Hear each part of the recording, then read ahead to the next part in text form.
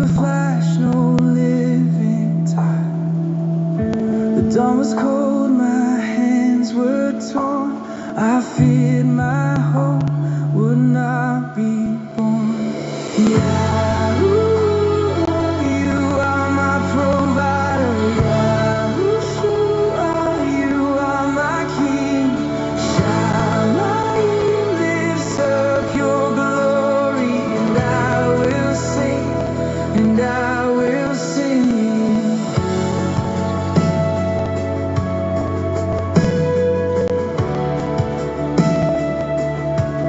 Then Ruach stirred the silent foam and whispered peace into my home.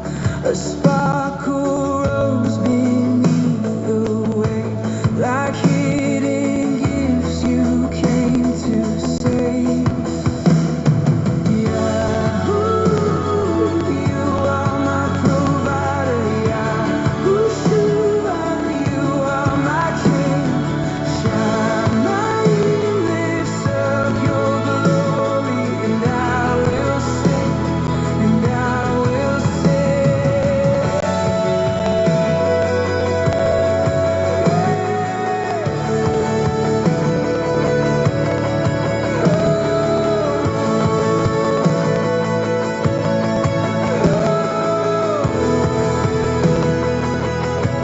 And it grew heavy, pulled so deep. My knees fell down, I could not speak. And in that weight I saw your name. Kadash, fire, holy flame. Yahoo, you are my provider. Yahushua, you are my king. Shamayim lifts up your glory, and I will sing, and I will sing. Now when I cast into the night, I trust your hand, I trust your light. For every seed, for every breath, you feed my soul, you conquer death.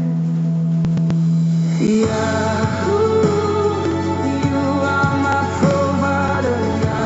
Yahushua, you are my king. Shamayim lifts up your glory, and I will sing, and I will sing.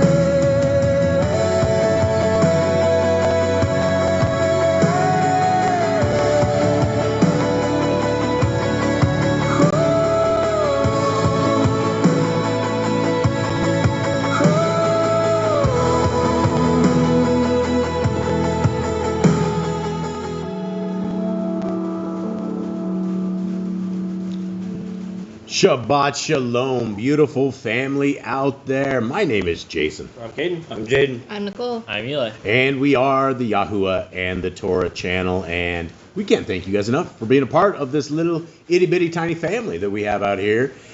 We are coming to you live from the middle of a tropical rainforest between two oceans down here in Yahuwah's magnificent created lands. And so greetings wherever you guys are from. And for those who have never ever sat around, never ever hung out with this family, number one, welcome.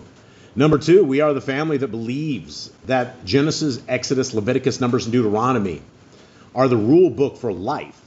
That when we take these rules and these regulations and these beautiful statutes and these beautiful commands and we write them on our heart, mind, and soul, that we are indeed taking from what the scripture says. And scriptures very clearly says there's a remnant, a set apart group of people, a people who don't look like the rest of the world, a people who aren't out there voting for a satanic system, a people that are not celebrating Easter and Christmas and Thanksgiving and all these pagan holidays, these things that our Creator has said never, ever, ever to participate in. So we are these kids in a cool kids club, and this cool kids club is an open club. There's no fees. There's no membership dues. But you absolutely must hang on to the government rules and regulations of this kingdom. And so we are going to go over these beautiful laws, statutes, and regulations here in just a few, right after we get some praise and worship done. But before that, I'm going to show you guys something that we've never, ever, ever seen before out there. We're going to go over some, we're going to go over what the world says is how you are saved. So we're going to go over how the world says we are saved according to the religious doctrine that is out there. And then we're going to humbly go into the laws, the statutes, and commandments of our Creator. And so with that, I ask you guys to hang around and welcome, and we will get rolling right here. And this is out of the book of 𝐤𝐄𝐅𝐿. For those who do not know what the book of 𝐤𝐿𝐿 is, it's the last book in Yah's scriptures, and it's called the book of the Nazarene. And it is probably the biggest book that we have with the most quotes of Messiah Yahushua. And when we are looking at the quotes of Messiah Yahushua, these are these incredible things that all of us can align our lives as well. And for those who don't know who I'm talking about when I say Messiah Yahushua, I'm talking about those who call him Jesus, those who call him Jesus Christ. There were no J's in Hebrew, just like our Creator's name is not God. It is Yahuwah and Yahushua. And there's a lot of different ways that people say the names on this. And you call it Yahweh, call it Yahuwah, call it anything because it's closer than God. And when we are walking this narrow road, guys, it is not the pronunciation of our Creator's name or the pronunciation of his Son's name that is going to get us in the kingdom. None of this. There's nowhere, anywhere in scriptures that even says, okay, I want you to pronunciate my name like this. There's no such thing. It says Yahuwah, Yahweh, anything like that, right? It doesn't matter to our Creator what we are calling him as long as we are obeying his laws, his statutes, and commandments. And I say this because a lot of the world will never ever know him by his name. But the same statutes and the same regulations, the same Torah is for every language everywhere. So the road to obedience is simply that. We are called to obey these beautiful laws, statutes, and commandments. Or if not, we are called to perish. Depart from me, you who work lawlessness. So here we are. Let's get into our next part of our praise and worship.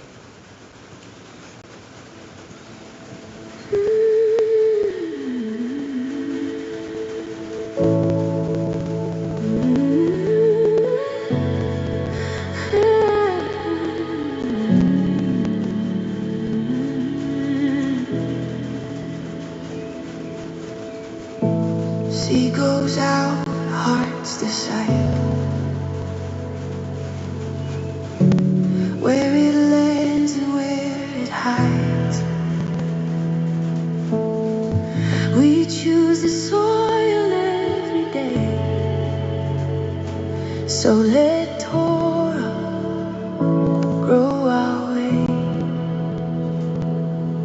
Be good ground, let Torah roots grow deep, not down. No birds, no stones, no thorns inside.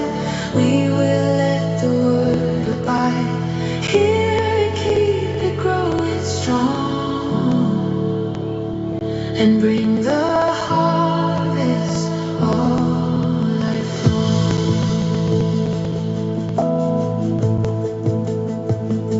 Yahushua spoke again, a story for the crowd of men. A sower walked with seed in hand. He scattered it across the land. Oh, be good ground, let Torah roots go deep, not down. No birds, no stones, no thorns inside. We will let the word abide. Here, keep it growing strong, and bring the harvest all life long.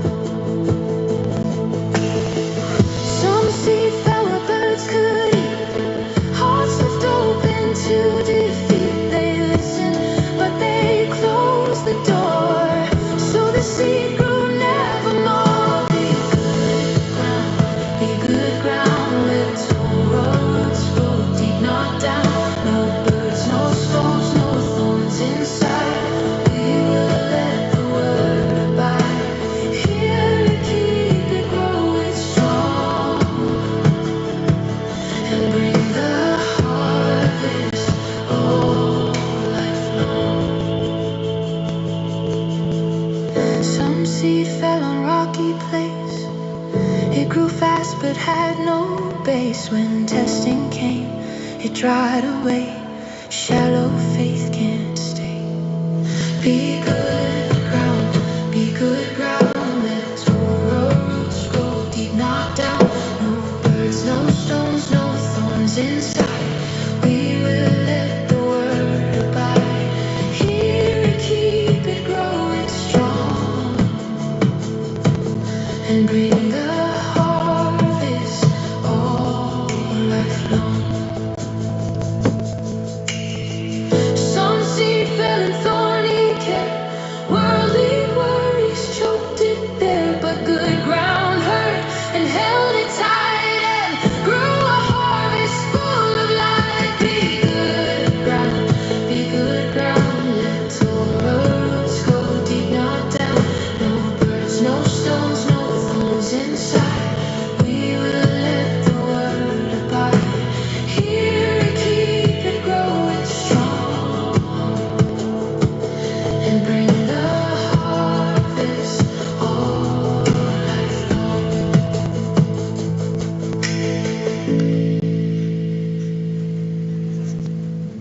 All right, so that is heading into the next song, which is our third one here, Truth in the Light, also out of Kalidi. Yahuwah, keep our hearts awake.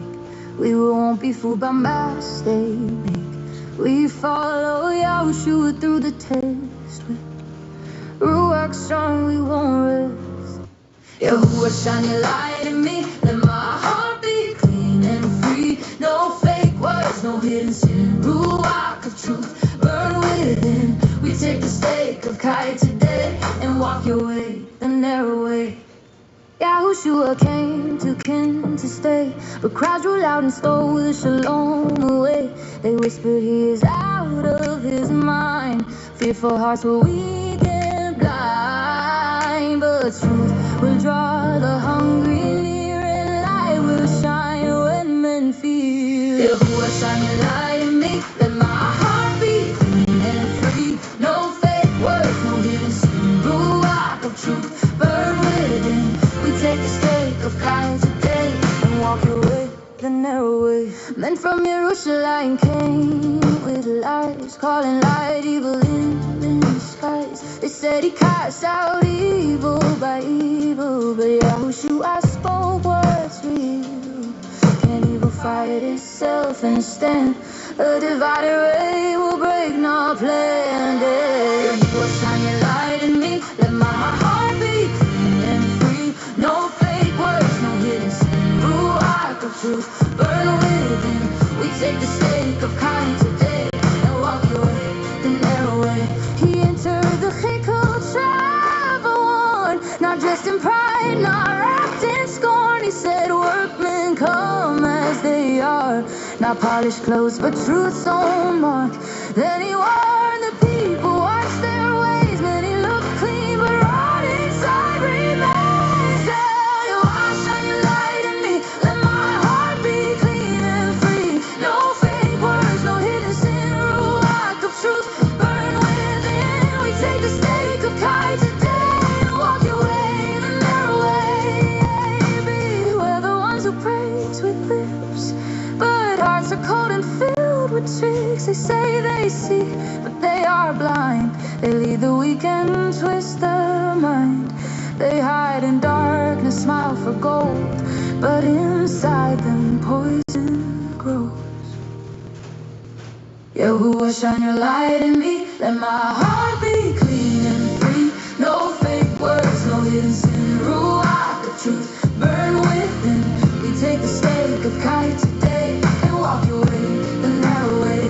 He said, take up my stake of Kai. The easy road has no bright sky. The trials come like gifts sometimes, but truth reveals their hidden signs. He winnows grain from empty talk and calls the faithful ones to walk. Yahuwah, shine your light in me. No fake words, no hidden sin. Ruach of truth, burn within. We take the stake of Kai today and walk your way, the narrow way. Give us signs that really Let our roots go deep in light, so weeds the world don't choke what's right. We seek your wisdom like pure gold. We walk the truth, we won't grow cold. Yahuwah, shine your light in me. Let my heart be clean and free. No fake words, no hidden sin. Ruach of truth, burn within. We take the stake of Kai today and walk your way, the narrow way. All right, the last song that we're going to be doing is out of the book of Hosea. And for those who have never read that book, that is an incredible read. Like, our history would not be our history of what it was. We wouldn't know exactly what's going on if it wasn't for prophets and folks like Hosea that actually put it down and gave us an understanding of what we should be doing. And, you know, a lot of times when you look at these prophets and you look at their lives, they're not comfortable, right? They're, you know, Hosea had to go marry a harlot. He had to, there was all sorts of things, right? According to some text, Isaiah was actually chopped with a wood saw to his death. Right, and so these guys did a lot for us, and it's incredible that, you know, our Creator has preserved the words like He has preserved. What's that last song called? Return to Yahuwah, don't delay. Love and obedience lead the way. Not empty words, not a ritual alone. Torah live proves hearts are known. Hosea cry, come back again. Not burn words, but lives that mend. Yah desires mercy and truth, faithful hearts that walk His proof. Oh, return to Yahuwah, don't delay. Love and obedience lead the way. Not empty words, not ritual alone. Torah live proves hearts are known. Only miss faith fades too fast. Yah calls hearts that truly last. Know Him deep, walk His ways. Torah love through all your days. Return to Yahuwah, don't delay. Love and obedience lead the way. Not empty words, not ritual alone. Torah live proves hearts unknown. Words without deeds fade to dust. Covenant faith is built on trust. Yahuwah heals when we return. Broken hearts that choose to learn. Return to Yahuwah, don't delay. Don't delay. Love and obedience lead the way. Lead the way. Not empty words, not ritual alone. Not ritual alone. Torah live proves hearts are known. Children rise with faithful feet. Torah paths are good and sweet. Love Yahuwah, walk His truth. That's real faith from age to youth. Return to Yahuwah, don't delay. Don't delay. Love and obedience lead the way. Lead the way. Not empty words, not ritual alone. Not a ritual alone. Torah live proves hearts are known. All right, beautiful family, that is the praise and worship. Let us get into some prayer. Kate, can you please open us up in prayer? Precious Father, we thank you for this beautiful day. We thank you for this Shabbat. We thank you for this family that is gathered around us today, that you have sent from all around the world to be part of our family, to be part of this Kodesh union, to be part of this people of you that you have said to follow your commands, and you will be our people. And we are all around the world today obeying your commands, looking for your signs and wonders, looking for your name. We thank you for blessing us with the ability, with the way you've opened our eyes to your Torah, the way you have shown us amongst all the people in the world. We thank you for this day, and we thank you for your Son. We thank you for your Torah. We thank you for your prophets. We ask that everyone today has a ruach upon them, upon their eyes, hearts, minds, and souls to understand the words you have put out before us today. We thank you for all in Jesus' name. Amen. What an incredible time to be alive, right, everybody? I mean, I guess every generation isn't an incredible time to be alive, but, where we're sitting at, a 6,000 year timeline of when we possibly know of when things are going to be exiting the understanding of what we have and things are going to be going. And it is really, really an incredible time to be alive. And so, we can always thank our Creator for this, for being us, letting us hang out with this, the end time crowds that we are. It's going to be some good times for us in the future. So everybody hang on, put on your seatbelts, and let's keep on rolling through this apocalypse. Jade, will you please give us the Shema? And for those who do not know what the Shema is, that simply means how to, it means hear and obey. So go ahead, Jade. Hear, O Israel, Yahuwah Elohim, Yahuwah is one. And you shall love Yahuwah, your Elohim, with all your heart, and with all your being, and with all your might. And these words I am commanding you today shall be in your heart, and you shall impress them upon your children, and shall speak of them when you sit in your house, and when you walk by the way, and when you lie down, and when you rise up. And shall bind them as a sign on your hand, and they shall be as frozen between your eyes. And you shall write them on the doorposts of your house and on your gates. Now, for those who've never ever heard this before, it is a declaration of our independence. This is basically a declaration of independence. If you will keep the laws, the statutes, the commandments, that you will write them on the doors of your house, on the frontlets of your eyes, and those are all things about obedience, right? If we will do this, then our Creator has promised that He will walk with us, that He will guide us, that we will be considered part of His people.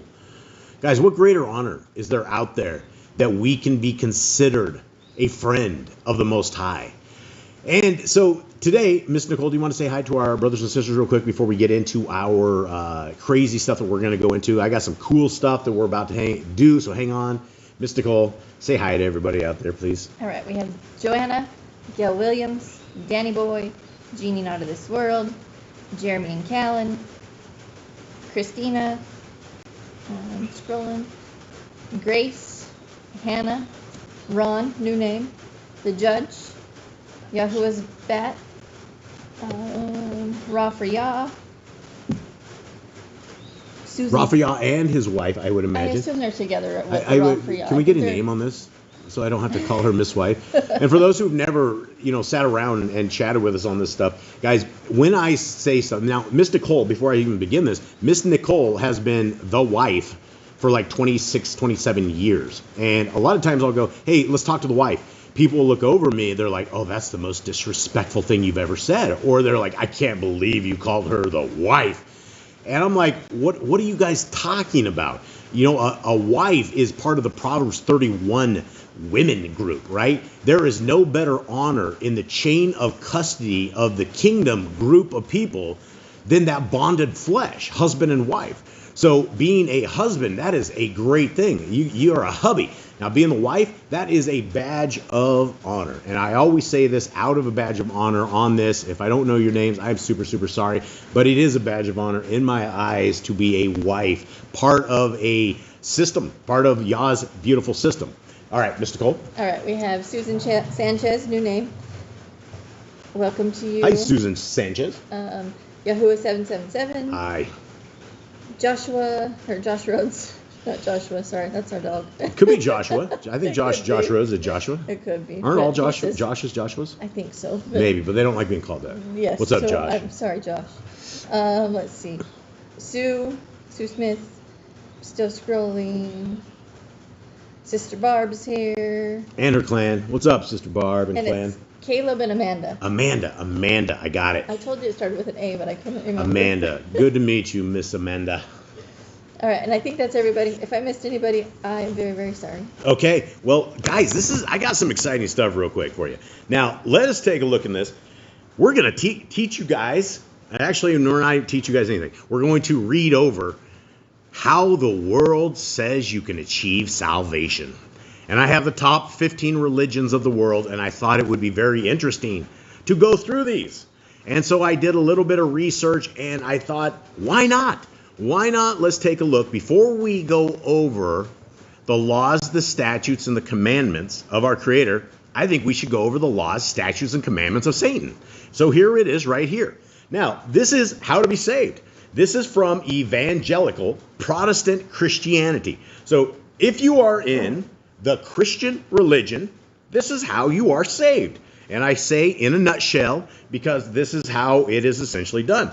You're saved, the rescue from sin to eternal life in heaven through personal faith in Jesus Christ alone. Grace, not works. Okay? Now, guys, I want you guys, all of us around this table, we're going to go over these first, and then we're going to box them, and we're going to go over this. So there's the very first thing, is we have faith through Jesus Christ alone. Number 2, all we have to do is ask Jesus into our heart, repent, and accept him as Lord Savior. And Lord right there means Baal because it's not uppercase. So, okay, but that's the Christian religion. So 1, believe Jesus is God's Son who died for your sins and rose again. But of course, you have the Trinity in there, so it's a little strange. Number 2, repent, turn from sin. That sounds like a good one, right? 3, accept Jesus as your personal Lord and Savior. 4, confess faith publicly. Confess faith publicly. Number 5, be baptized.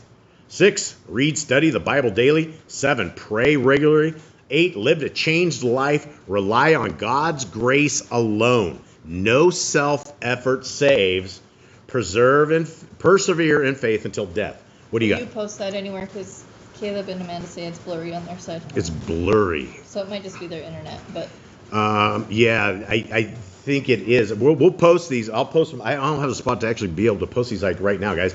Hopefully it's not blurry for everybody. Hopefully you guys can see it. If not, it'll be the stream. Maybe it'll clear up here in a second. All right, guys, here we are. Believing in Jesus as God's Son who died for our sins. Is this correct? Is this how the way to salvation? Yes or no? 1. Yeah, we're supposed to put our faith in Yahushua, but not Jesus. Okay, but is that all there is, right? No. According to the Christian religion, right? No. Okay. It says faith alone. Can we do this by faith alone? No. What are scriptures based on that tell us this is not correct way of salvation? Well, we have James. He says, we'll show our faith by our works. Yep. So that is the Christian religion, everybody. So in this right here, it's a bust, right? The whole thing is a complete bust. So if we want to be a Christian, that's how the Christians will run their salvation. Now, let's take a look at Catholicism. All right. In a nutshell, what the Catholics believe is union with Elohim, and they call him God, which, to the Catholics, it's probably the G word. So it's grace via faith, and it's also faith in Messiah, along with sacraments and moral living. Okay, so this is the 10 different ways that you have to be saved according to the Roman Catholic religion. Faith in Messiah, baptism removes your original sin, confession, penance, Eucharist, and I can't remember what that is. That's some Catholic thing, but it's again not in scriptures. Confirmation, anointing of the sick, holy orders and matrimony, good works and charity, follow the church teachings, die in a state of grace. Okay, that's how to be saved according to the Catholics. Does any of this hold any weight at all, gentlemen? I would say that's all unbiblical. It is unbiblical, right? Die in a state of grace. I don't. How does that even happen? I don't know. Follow church teachings. Again, these are the doctrines of the devil, right? We don't have a church teaching, right? We wouldn't go outside of the scriptures to achieve salvation. It makes no sense at all. Continuing on, let's look at the orthodoxy, right? In a nutshell, salvation is union with Elohim.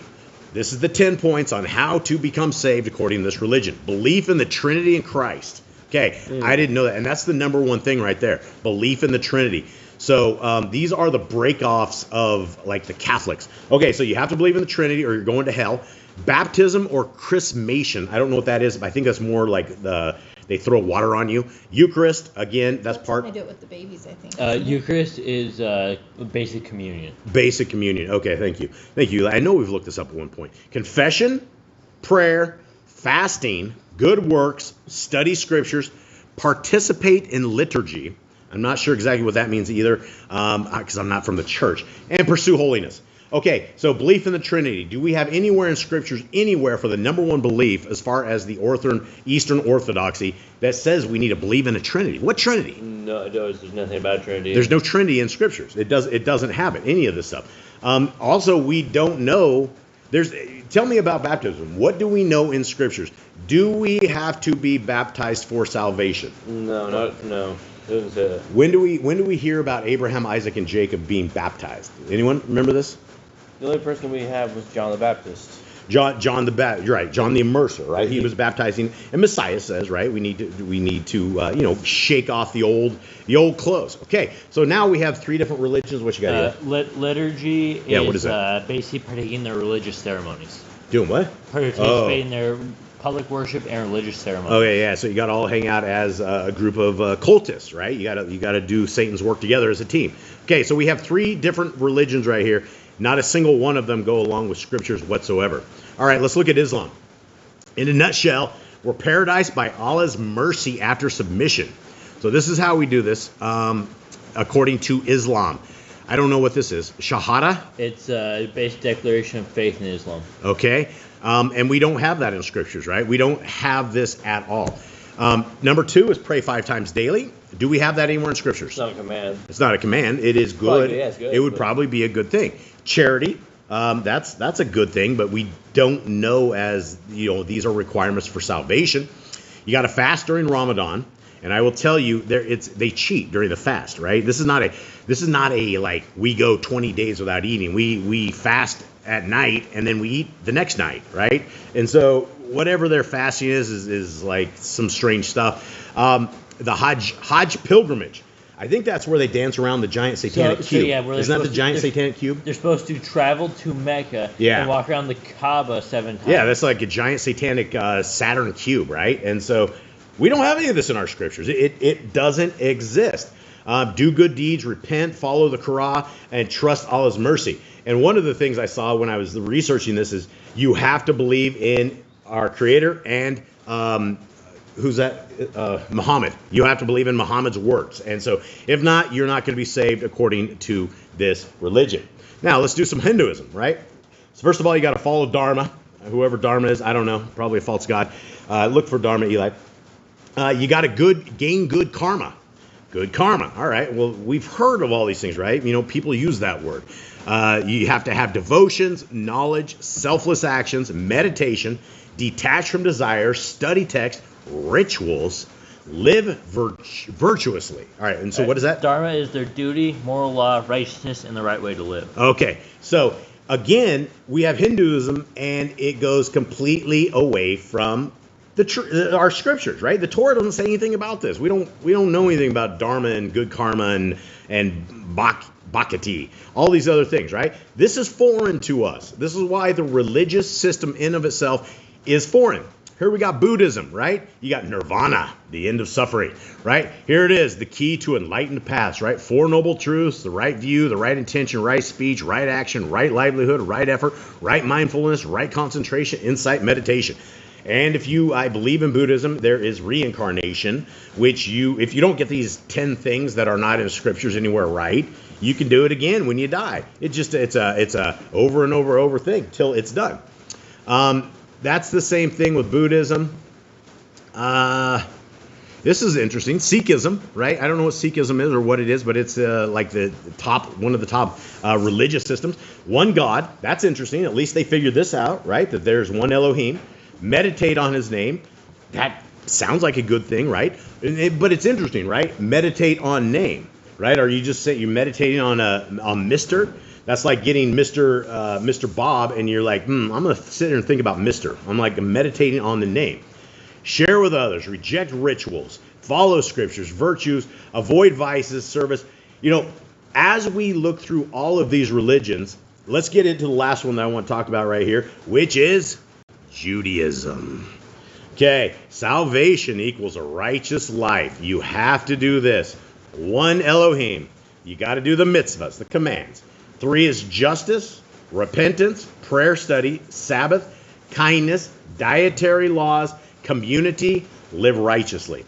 Now, one thing that they don't put in here is their mitzvahs are a whole bunch of other laws, statutes, and commandments that are not found in scriptures. So simply by joining forces with this religious system or any one of these religious systems that we've talked about, you are breaking the laws of our Creator because we are breaking through this.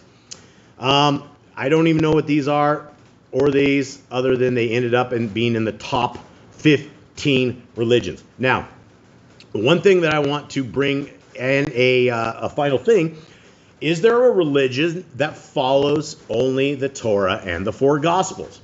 And when I say follow only the Torah and the 4 Gospels, I'm not saying that we get rid of the rest of the scriptures. I'm saying that for a rule set of rules that all the rest of the scriptures fall under, I believe it's the first 5 books of scriptures and the first 4 books of the Besorah. So the answer to this, of all the religions listed, is there any that accepts only the first 5 books, Genesis, Exodus, Leviticus, Numbers, Deuteronomy, and only the 4 Gospels as the commands of Messiah? The answer from the research is no. There is no major or well-established religion that uses exactly this combination as its sole doctrine. Why does no match exist? Well, the Christianity, they accept the New Testament, not just the Gospels, as well as most or some of the Old Testament, but far beyond the Torah alone, right? So if you are jumping into the religious system of Christianity by default, the definition of this religion is you don't follow the Torah.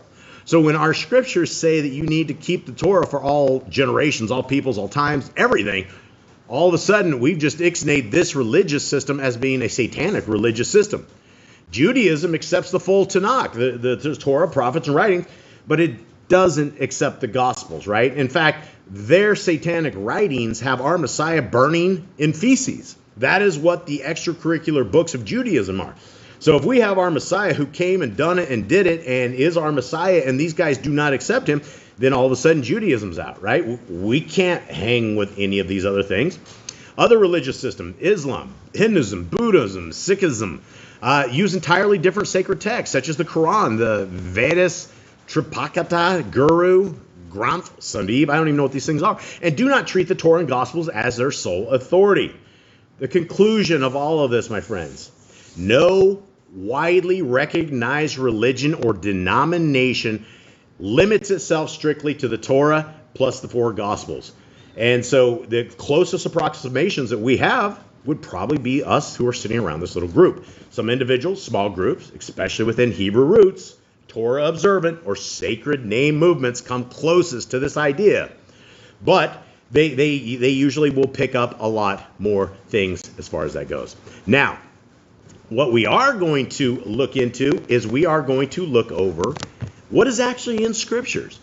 Why do all of these religious systems that we just went over, all of them, 15 of the top of the religious systems, how is it possible that not a single one of the top religious systems of the world, or any religious system of the world, how is it we've strayed so far away from what the laws, the statutes, and the commandments of our Creator have to say? Anyone? Well, how is it? How is this possible? We have all these religious systems, and we have nothing that actually is legitimate when it comes to how do we get saved? What is salvation? How do we do it? How did this happen, gents? Satan. Satan, yeah, absolutely. They're tricked. They become lazy and don't look for themselves. Yeah, and it's not just our generation. It's the generations before this. It's all of the the people, the Protestants that came over there. Everybody's ripping things out of the scriptures, and at some point we've just decided. So, guys, we are in a minority.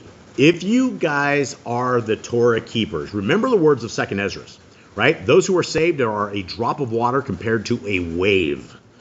That makes a lot of sense when you look at the religious systems of this world and you look at those who are active in keeping Torah. So let us go over the legitimate commands that you can receive salvation for keeping. And again, people will fight tooth and nail. They're like, well, you don't have Messiah. Well, we have a Messiah, but Abraham, Isaac, and Yaakov did not have Messiah. So their only way to salvation was by their works. And so they set up the the way forward, right? This is how we do it. We are faithful to our Creator. We awaited our Messiah. We listen to the words of our Messiah and apply them to the full Torah so that we have the entire book. So with that, guys, these commands, these rulings are beautiful. They're just staggering when you look at them and you understand the love and the creativity and the way that our Creator wants us to work, to live, to operate, to treat our family, to treat our neighbors, everything. It's all defined right here. Instead of this lawless rogue, once saved, always saved, nailed to the cross, this is the truth. Let's get into this. Commandment number 1 is to be fruitful. And that is, that if we had the very first commandment that we ever had, it's basically don't be lazy, right? Make the most of your time as we are marauding through this world that we are in. Commandment number 2. Multiply. Another part in being fruitful, we are supposed to sprout throughout the earth. We're not supposed to just sit around. We are supposed to increase our numbers. Replenish the earth. We're supposed to get back to the earth, not just take it over, but replenish it. Subdue it. Have dominion over the fish, fowl, and every living creature. We should be the ones in charge of the animals, and the animals shouldn't have control over us. They are bearing it. Every tree is for food. We have been given certain foods to eat. We have been given food by our Creator, and He gave us the herb and every tree that bore fruit. Man and woman should build their own families. Man and woman are supposed to build families and multiply and be fruitful.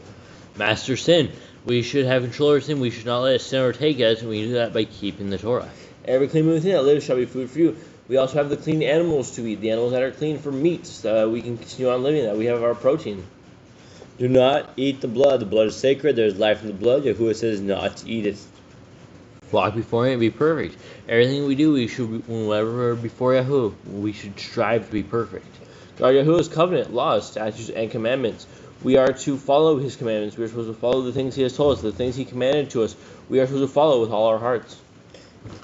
Every male child is circumcised at 8 days old. It is a command between Yahuwah and the male children, and we are supposed to keep the covenant that He has established with us. Teach your children the commands and guard the way of Yahuwah. Is that the right one? Yeah. Okay.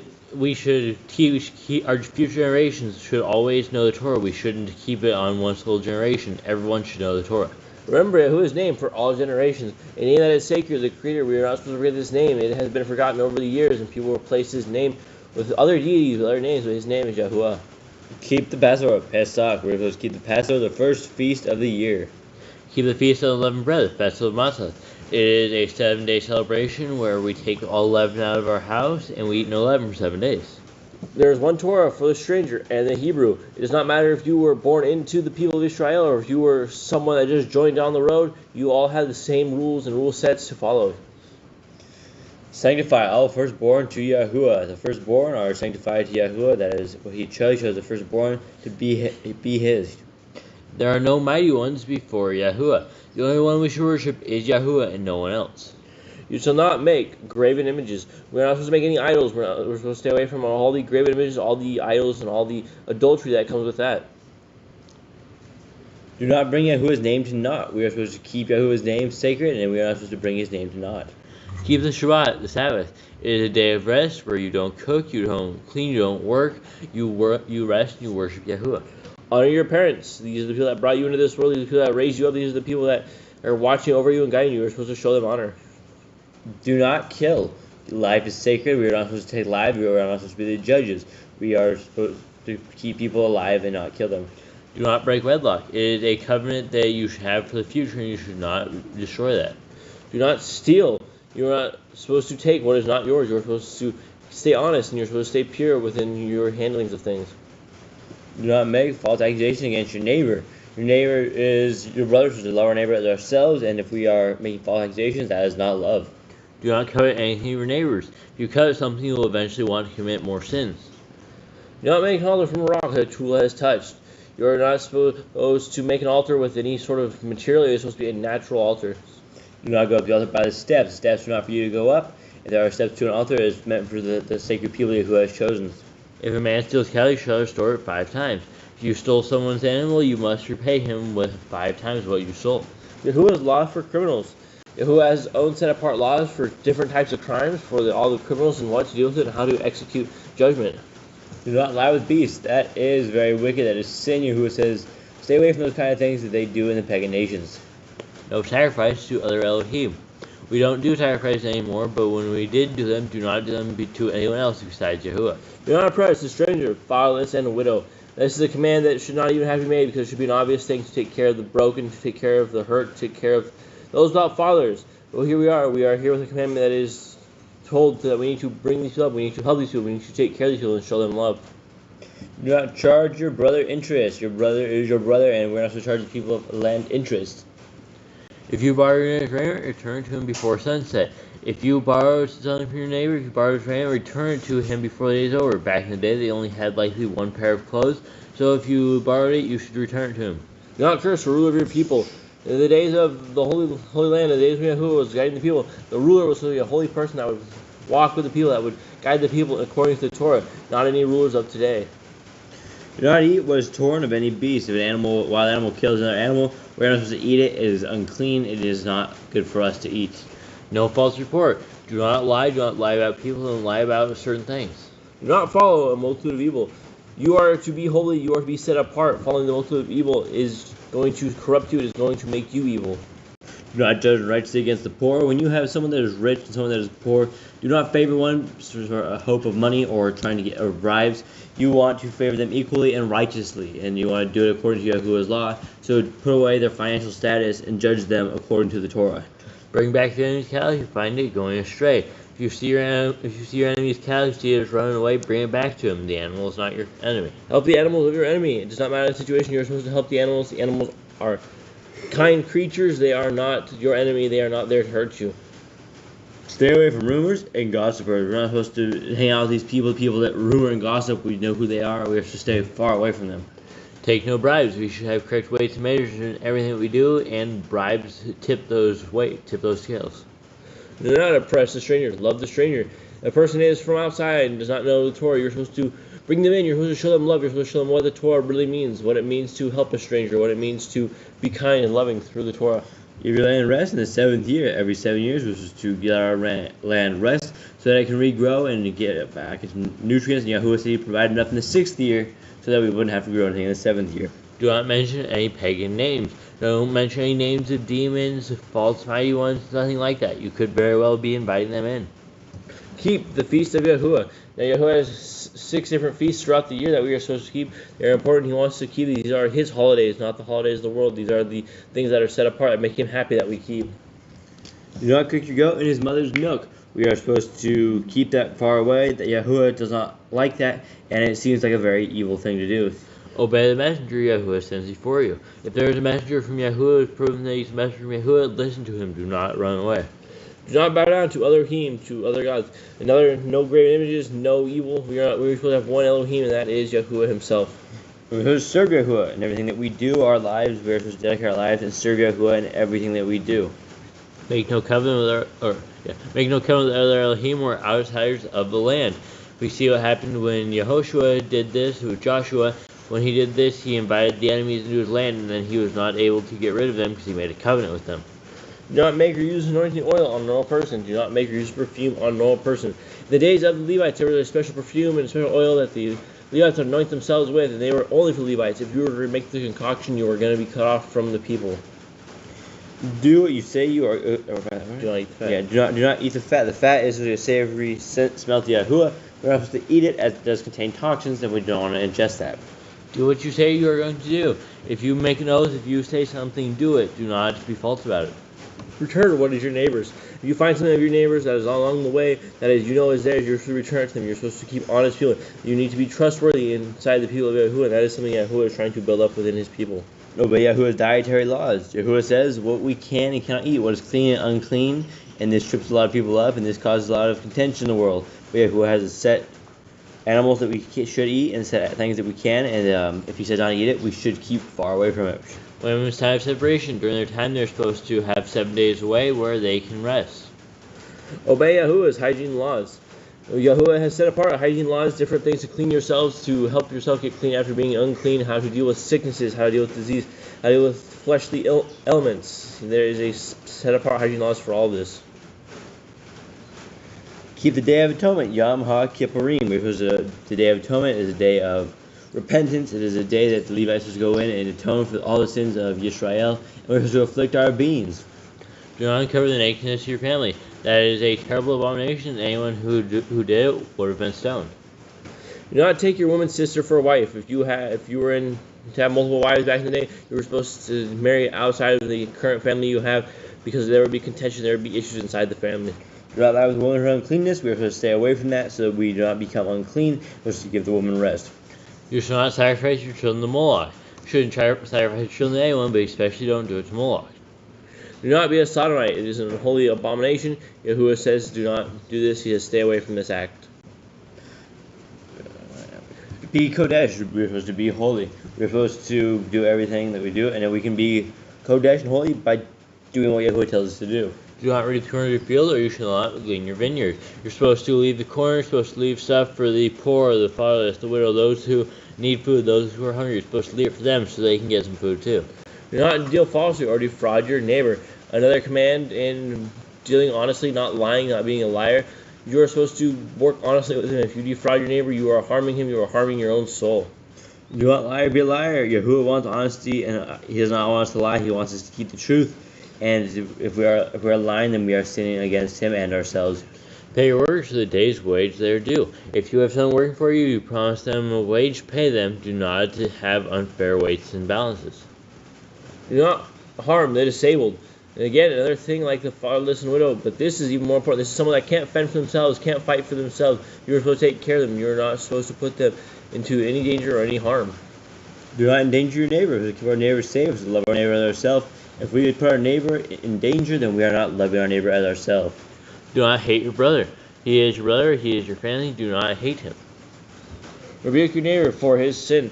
If you find your friend, your neighbor, your brother in sin, you're supposed to rebuke him. You're supposed to let him know that he is living in sin. If he doesn't listen to you, you bring another witness. And if the witness doesn't listen to you, you bring him before the people. You bring him before the judges, because he will not change his ways from his sin.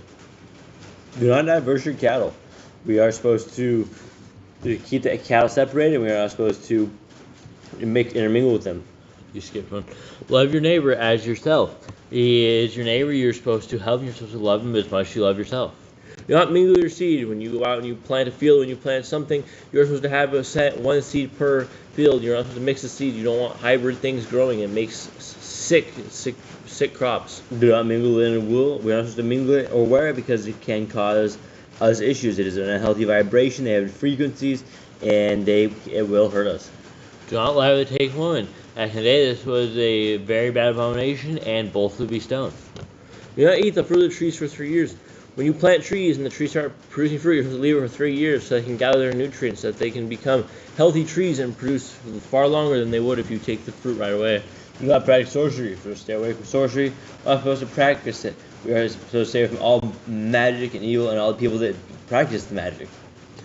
Do not round your beard at the corners of your head. The pagans, they would style their beard somehow. They would shave it off just slightly. If you're going to cut it all off, or don't cut it at all. Do not cut yourself for the dead. You are supposed to keep yourself as a pure body. You're not supposed to etch marks into your skin for this. This is a pagan tradition to cut yourself for the dead. You can mourn the dead, but you're not supposed to harm yourself for the dead. Do not get tattoos. Our bodies are not canvases. We're not supposed to mark our bodies. Yahuwah wants us to stay holy, and putting permanent marks on our body is not doing that. Do not prostitute your daughter. Another abomination that shouldn't even need a command, but here we are. Do not defile your temple. Your temple is a holy thing. It is a representation of Yahuwah. You're supposed to keep it holy. You're supposed to keep it Kodesh. Do not consult a medium. Stay away from those who are doing evil, magic, witchcraft, any kind of spells or potions. We'll stay very far away from them, and we're supposed to kick them out of the land. Respect your elders. They've been around longer than you. They are wiser than you. If they have something for you, listen to them. Have correct weights and measures. You are not supposed to rip off your your neighbor. You're supposed to keep honesty. You're supposed to keep it as a pure and clean thing on your soul. You're not supposed to be ripping people off. Do not walk in the manners of the nations. We are supposed to walk according to Yahuwah and what he says for us to do, and not what the other nations and their pagan ways do. Keep a feast of first fruits, Shavuot, Omer Count, and Pentecost. It is a high Shabbat where you're supposed to give part of your first fruits to Yahuwah. Keep the Feast of Trumpets, Yom Teruah. This is one of the feasts in the fall end of the year when you are to blow the shofar. You're supposed to blow the trumpets. Keep the feast of Sukkot, 𝐉𝐄𐄅𐤄. It is a feast time. It is a time where we stay in tents and do a practice and also remembrance for when the children of Israel left Egypt.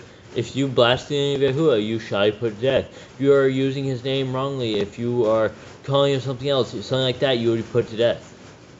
If you kill your neighbor's animal, you must give him another. If you were to take the life of an animal, you were supposed to repay it. No matter the situation, you were supposed to get rid of that sin. You were supposed to get rid of that debt that you owe to your neighbor.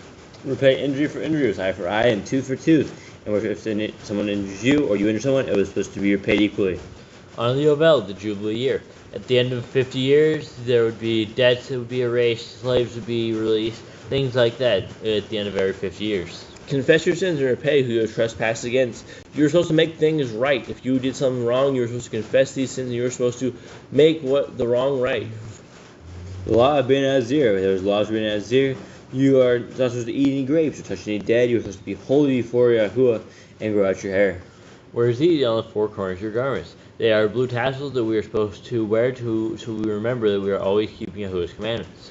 The Torah of whoever touches a corpse. There was a certain way to deal with if you were touching a dead body, how to clean yourself and how to get rid of the uncleanness on you. Whereas easy on the four corners of your garments, we are supposed to wear the zizis and do what? I already did that one. Did you? Yeah. Well, it's a good command regardless, so I mean it's worth reiterating. Follow Yahuwah's law of inheritance. Yahuwah has a special set apart law of inheritance, how to handle it, how to find the nearest relative, how to delegate who gets what when the person dies. Law of keeping oath to Yahuwah. We're supposed to, if we say we're going to do something and when it's swear to Yahuwah, we are supposed to do it and obey what we say we're going to do and not be supposed to be people of our words. Do not add or take away from the word. That is what the Christians do. That is what all the other religions do. They add or they take away. They don't want to follow some things, or they add certain rules that they only want to keep. That is the one thing every religious system breaks Deuteronomy 4:2. You can't do what we do in this religious system when it's doing this. What do you got, Mystical? Rafael says I got fired yesterday due to my tassels. You know, I saw I don't know if the video came out, but I saw that. What's up with that, bro? That's an honor. That is an absolute honor. What a stand, or what a moral stand of legendary go. I mean, there's no better way to be fired than that. So let's keep Rafael, let's keep Caleb and Amanda in our prayers, guys, so that he's able to find something that Yah has him directed to, and that it pleases Yah, right? Like this is the world, right? This is what the world does. The world hates the commandments of our Creator, right? When you know, even the Judaism, right? They don't wear blue tzitzits. They wear other stuff. So it's blue and white and everything else. So what a badge of honor, bro. I'm sorry to hear that. We will definitely be praying for you. He said they made me voluntarily terminate myself, so they hired me with them on. They said I'm quitting. Huh. Well, that's interesting. So, welcome to America. You know, that doesn't surprise me really. With the way the world is going right now, I would imagine this is going to be the first of the kind of things that we see. I mean, at some level, I mean that's a terrorist ideology, right? Taking away a person's ability to wear. I mean, it's crazy. Right? Can you imagine that if they did that to the Judaism guys, right? The APAC or whatever it is, they would go crazy. Like, oh, you're making us take these Jewish tassels off. So it's tough, guys. It's really, really tough. All right, let's roll on. Guard your soul. It's the most important thing you have. It's the thing that is going to get you through into the next life. You need to guard the soul. You need to protect it with everything you have. Learn to fear Yahuwah. Because to fear Yahuwah, we're supposed to obey Him and have respect for Yahuwah. You shall love Yahuwah with all your heart. And everything we do, we should always be thinking about Yahuwah, and He should always be on our mind. Bind the Torah on your hands and the frontlets between your eyes. You are supposed to remember the Torah no matter where you go. You're supposed to look through the Torah with your eyes. Whatever you do, your vision is supposed to be on the Torah. Write the laws on your doorposts. We're supposed to have the laws on our doorposts, so we're supposed to be surrounded by the laws. Everywhere we go, we're supposed to see the laws and have the laws surrounding us. Do not tempt Yahuwah. We shouldn't try and make Him do things that He would not do. Like putting yourself as a picture of Messiah Yahushua, and I would say that's probably tempting Yahuwah. I would say having a picture of our Messiah holding you when you're like the world's greatest demon. I would say that's probably tempting Yahuwah. There's all these little things that are happening right now, and we live in a world of tempting Yahuwah, right? Simply turning on a helly weird TV show is tempting Yahuwah, right? It's just these are the things that we do not want to do. We don't want to get on the wrong side of the Creator of the universe, which is why Torah is a very, very important thing. Do what is right and good in the sight of Yahuwah. Whatever you do, you're supposed to do what Yahuwah has commanded. You're supposed to do what He said, what would make Him happy, not what would be right in our own eyes. Do not be afraid of your enemies when we come up against our enemies. Why should we be afraid of them? Because Yahuwah is with us and He fights for us. Remember Yahuwah. We should always remember Him. We should keep Him throughout all generations. We should never forget His name. Circumcise your heart. You're supposed to humble yourself. You're supposed to enter the covenant with Yahuwah. You are supposed to be a changed person when you go into the covenant with Yahuwah. Cleave to Yahuwah. We are supposed to cleave to Yahuwah. Everything we do, we're supposed to attach our lives to His ways and what He wants for us. Swear by His name. If you have an oath, if you are going to swear, do it in His name only, and do not break that oath. Destroy graven images. You are supposed to get rid of the graven images in the land. And He hates idols. He hates all their deities. He is a jealous El, and He wants to get rid of these. Do not make an idol of Yahuwah, as the pagans do to their Elohim. Yahuwah does not want us to make Him a physical form. He does not want some physical object to be worshipped. He wants us to have faith, and He does not want us to build something out of stone, because then people start going astray with idols. Rejoice in all Yahuwah has blessed you with. Everything that we do, every drink of water, every breath we take, everything is a blessing from Yahuwah. Do not do what is right in your own eyes. Another thing of do what is right in the sight of Yahuwah. You do not do what is right in your own eyes, because you will make the mistake. Humans err. There is error in the human thought process, and if you do what is right in your own eyes, you will sin against Yahuwah. Do not hearken to the words of false prophets. If there is a false prophet and he's proven to be a false prophet, do not hearken to his words. We are supposed to stay away from him, and he is supposed to be cast out. Do not make any baldness between your eyes for the dead. Something that pagans did, most likely shaving their eyebrows. You shall not eat any abominable thing. Yahuwah calls a few things abominations, but He says, stay away from those. If it's abominable Yahuwah, it abhors Him, it upsets Him. Those are things He hates. You shall give to a stranger a clean food that dies of itself, but you shall not eat of it. If you have an animal that is clean and it dies of itself, you shouldn't eat it, but you can give it to the stranger so they have food to eat. Give tithe your increase of seed year by year.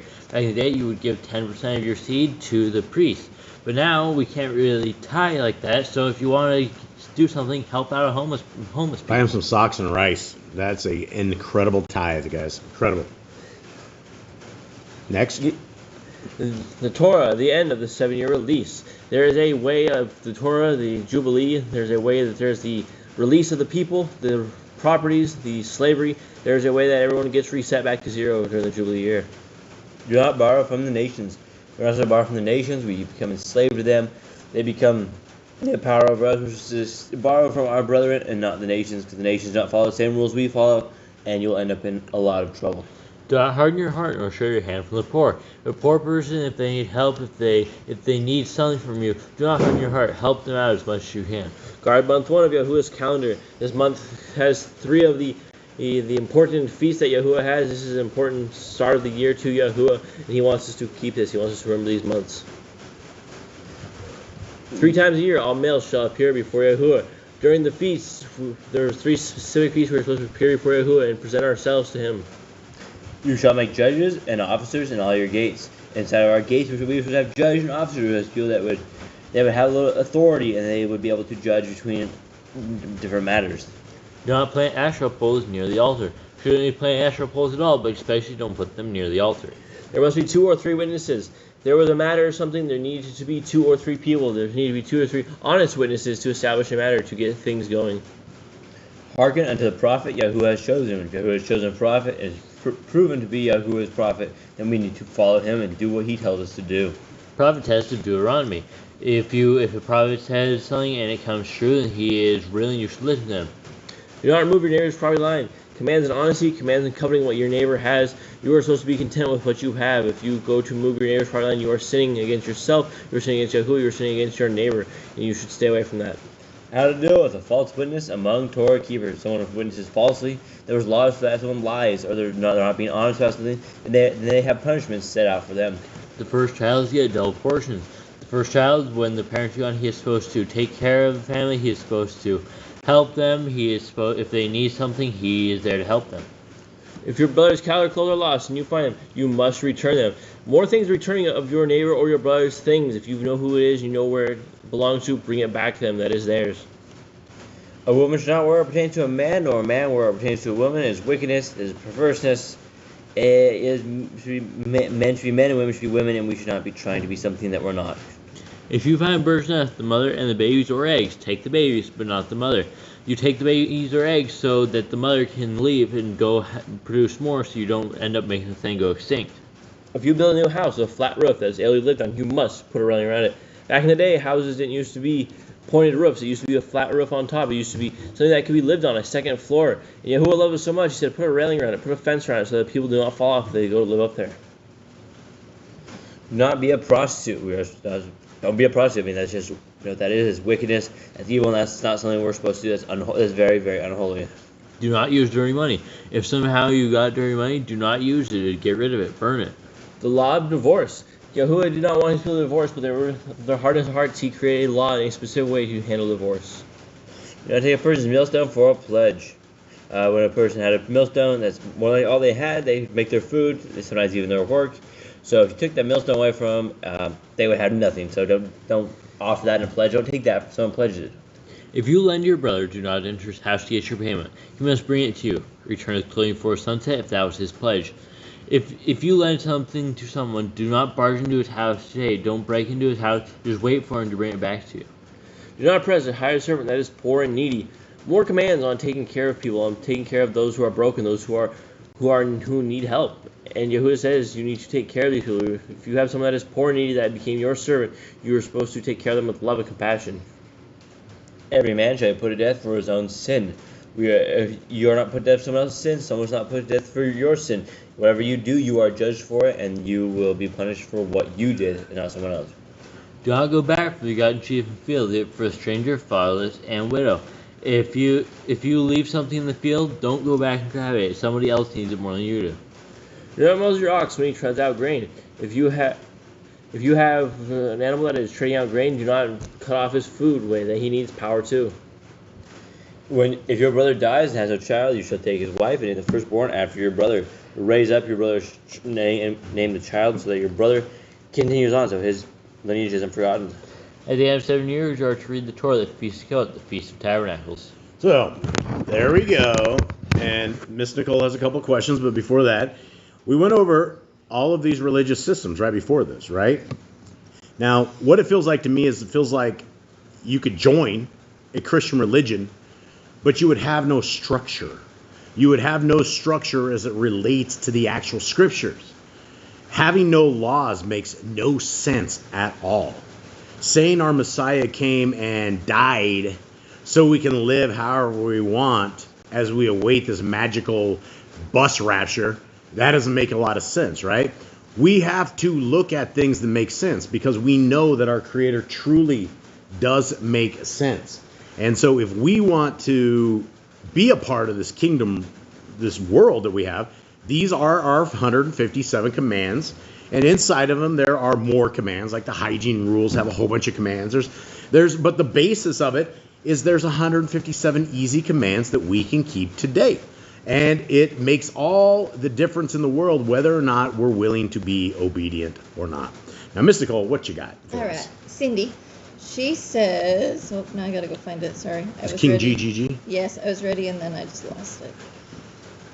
Are we supposed to fast during Yom Kippur? Some say afflicting the soul doesn't mean fasting. It's one of these things. It's one of these interpretation things because we are given no way we're not. It doesn't say to fast, right? It does say to afflict the soul, and a lot of people have taken that to a day of fasting, right? At the same time, though, it's a day of alignment, right? It is a day that we are trying to realign and recalibrate ourselves and make sure that we are truly on this kingdom path, making sure that we're not straying, make sure that we haven't strayed, all of these kind of things. Is it good to fast? Yes. Fasting is very, very, very, very good for the human body. It is very, very good for the human mind. It is very good for everything, right? Fasting clears up all sorts of stuff. It clears up diabetes. It clears up all of these cancer. You can absolutely kill cancer by long-term fasting. Sugars is part of the whole cancer thing. And, when people start fasting, it is good. So is fasting on the Day of Atonement a good idea? Probably. It definitely, we're afflicting our souls, but at the same time, it's not simply just about fasting. It's about the realignment with life and making sure that it's not a realignment with life, it's a realignment with the Torah and making sure that our lives are aligned strictly with Torah. Next question. Next question is from Trevor Ming. He What's up, says, Trevor? what are your thoughts concerning gardens with different vegetables in regards to mixing seeds? So the mixing of the seeds, it goes something like this, right? Over in Japan, they will take a handful of like 50 different kinds of seeds, right? And then they will just blow this out in the field. And you will end up with a tremendous amount of things. Now, we know from, and I know from farming, is how, plants work a system, right? Corn, for example, moves in and around it in and of itself. There's all these different like bees and animals that are moving. They're changing. They're doing the process of what Yah wants us to do. Now, there's in little gardens. I don't know so much as it's going to be a huge issue. What you're talking about, you're not talking about like a row of corn, a row of tomatoes, a row of something. You're talking about taking all these things and then throwing them out in there and kind of seeing what flows together, right? And that's what these Japanese gardens of whatever it is, where they will mix all of these kind of things. And what you end up with is down here, especially down here in Panama, we grew corn for years. And when you get corn and you just want to plant corn, number one, corn doesn't grow down here like it does in the States. The kind of corn that you do that works up in the States does not work down here. So, but the problem is it's all inbred corn. So you get some of this local corn and you will plant it, and what comes up is it looks like a dude with his teeth all knocked out, right? It's jacked up looking corn. Like it doesn't grow properly. It's inbred. It doesn't have the strength. It doesn't have the power. And it's because of all these mixing and all this mix and match of all of this stuff that nothing's normal anymore. And that goes for a lot of the fruit, a lot of the stuff that we eat. A lot of the fruits that we eat today were never ever as sugary as they are right now, and it's been years and years and years, decades of growing these and putting them together. So I don't think that having a garden where you are separating lines of food and various things is what we are talking about. It's more that if you are going to be a farmer and you're going to be planting this stuff, don't just wing this stuff out there, right? Have proper places for it. And, as the wind blows and as the bees pollinate and various things, they will mix and match this stuff themselves. And what we learned from the corn is you get genetic mutant looking food. It does grow corn, but it doesn't grow like the big, beautiful, tasty stuff in the U.S. and various things that grow in a different kind of soil. So that's probably about the best I have as far as this goes. Anything else, Mystical? Nope, that's it. Okay, so here we are, everybody. Let us get into our reading of Devarim, Deuteronomy chapter 30. We're getting towards the end of it, another month, and we will be done with this incredible book. And Jade, give me a breakdown of where we're at right here. Give me give me a breakdown of where we're at with our homeboy Moshe. Moshe is very advanced in years. He is nearing 120 years, the lifespan that Yahuwah has given his people. And he freed the people out of Egypt. He heard them complain, cry. He's had a very long 4 years with these people. A lot of them 4 years? 40. 40. Yes, I thought you said 40. 40. They have angered him. He has cried for repentance for them. They've fought people. They've conquered some lands, and they have a whole generation has died off at this point. And Yahuwah's ready to let the next generation in.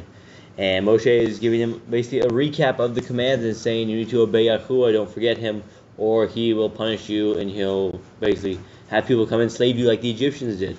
And so he's sitting here on the outside, which he cannot enter in because he did not listen to Yahuwah fully, and he struck a rock instead of talking to it. So Moshe can only look into the land and guide the people in there, and his time is coming to an end. And you know, one thing that I'd like to note is that as we get older, we kind of get a little crankier, I think. I think that's how it is. You know, you get the grouchy old man, get off my yard, boy. Moshe didn't, at least from the scriptures that we have, you can't tell this guy's becoming a grouchy old timer, right? Even to the last of his breath alive, this guy was probably the most patient person anywhere. That, you know, Moshe is going to be an incredible, maybe Moshe and Avram are like two guys that would be just an incredible to sit down and, you know, get the qualities of these guys, right? When Avram is described as a friend of Elohim, you're like, wow, what do we do to become a friend of our creator, or the designer? You know, how impressive is it to do this? And so this is a great book, great readings here. Devarim, Moshe, and the tribes of Yisrael, all 12 that are still roaming about at this time in scriptures. Chapter 30. And it shall be, when all these words come upon you. Okay, what words, gentlemen? The Torah. The Torah, that's all right. they have written so far. That's it. That's the only word that we know of, right? The Torah. That is when the words come up on them. The barakah, right? The blessings and the curse which I have put before you, and you shall bring them back to your heart among all the Gentiles where Yahuwah your Elohim drives you, and shall turn back to Yahuwah your Elohim and obey his voice, according to all that I command you today, with your heart and with all your being, and you and your children. Guys, before we go into what you get out of this, this is the exact same message that all of us have today. My brothers, my sisters, my friends, my family, those of us who are out there, if those of us who are stuck in this satanic religious system will turn back to Yahuwah our Elohim today to obey his voice, according to all that he commanded us through his beautiful words by Moshe, with all of our heart and with all our being, you, us, and our children, then Yahuwah, your Elohim, shall turn back your captivity and shall have compassion on you, and he shall turn back and gather you from all the peoples where your Elohim has scattered you. And before you guys speak up and say you're not in captivity, just because we're not in chains doesn't mean we're not in captivity. My point is this. The United States has a motto of the land of the free and the home of the brave. Now, you can say that and you can raise your little flags, but you can also go to work, and if you don't pay your taxes, they're going to arrest you. If you do certain things, they're going to arrest you, right? There's all these hundreds of thousands and thousands of rules. In fact, most Americans, without even knowing it, have 3 felonies a day that they accidentally do. And these 3 felonies a day won't affect anybody unless, of course, you are under a government investigation, at which point these simple so-called U.S. felonies could simply land you in prison because you are under an investigation, right? So all of us, we're not exactly free, right? Say for instance, you die and you leave your kids a house and they don't pay the taxes. Do they get the house, or does the IRS and the state and everybody else come and get your house and they sell it off and they take it, right? And so as far as being captive, none of us have a jubilee, right? We don't live in a land of jubilees. We don't have a 7 and a 50. We don't get, at the end of 7 years, all of our stuff returned. 50 years, we don't get to move back into our house, any of this kind of stuff. It doesn't exist. So as far as the scriptures and the interpretation of the scriptures, where we had the northern tribes of Yisrael, the 10 tribes of Yisrael that went into captivity, we're still here. We are still here, right? Look around us, right? The people in this captivity worship the wrong Elohim, right? They keep all these pagan holidays. They do all these pagan things. They're out there declaring war on everybody. We are simply observers in captivity, right? And this captivity at some point is going to end. And as we get closer to Rumpstein doing what Rumpstein is doing, that's great news for all of us. We may have to deal with some tragedies. We may have to deal with some inconveniences. We may have to take the hand of the messenger that Yahuwah brings before us to get to the second Exodus. It could be very, very sketchy. But as far as understanding the timeline of where we're at, it's getting to be very clear of where we are at. So we're all in captivity. 4, if any of you are driven out to the farthest parts under the Shamayim, From there, Yahuwah, your Elohim, gathers you, and from there he takes you. And Yahuwah, your Elohim, shall bring you to the land which your fathers possessed, and you shall possess it, and he shall do good to you and increase you more than your fathers. Now, guys, this land that we're looking for, this future that we're looking for, this Exodus that we're looking for, is not the modern land of Israel, that is over there right now. There's a reason that there is a new Jerusalem, right? Because the modern day Jerusalem and Israel, more than likely, is going to get completely starched. It's going to get scorched. It's going to be a complete scorched earth by the time this is done. That is what Bible prophecy very clearly says. These people, the poachers of this land, are going to get smited. How this happens? Well, you're watching it right now. You're watching it, this Israel first thing where all these people, I mean, they just bombed Lebanon. You know, what do they got? 500 people killed in this so-called ceasefire, where you have Netanyahu, the second of the greatest demons next to Chumpstein.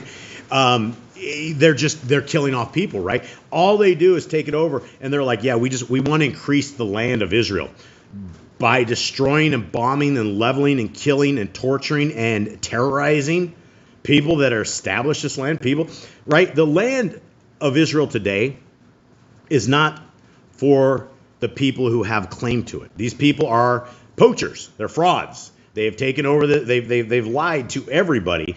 And I'm not saying this in a way that I'm hating the sons of Shem. One single command alone: murder. You shall not murder. And I'm not talking about their wars. I'm not talking about their genocides. I'm not talking about any of this. I'm talking about their abortion clinics over there, right? Where you can go into the land of Israel and get an abortion up to 11 p.m. at night. That's on their official maps, on the official place, if you want to get an abortion in Israel. So you can't lie to me and tell me you are the chosen people of our Creator when all of Scriptures very clearly says that if you offer your child to Molech, you're dead.